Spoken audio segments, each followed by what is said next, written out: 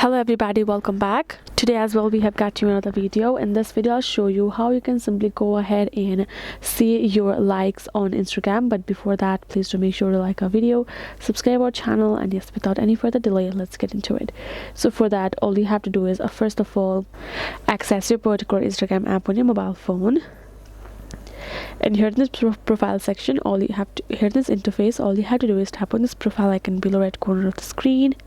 Now tap on this three horizontal line on top right, and now tap on this option of settings, and tap on this option of your activity from the menu options.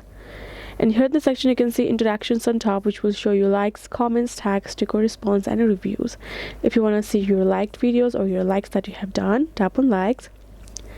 Now you will be able to browse all of the videos that you have liked over here on your Instagram, including your reels. You can also choose to go through newest to oldest. You can change the oldest to newest. Same goes for your dates, same goes for your all content type. You can simply choose it, filter it according to your need, and you can check out the particular video or content that you would like to check out that you have liked previously or recently.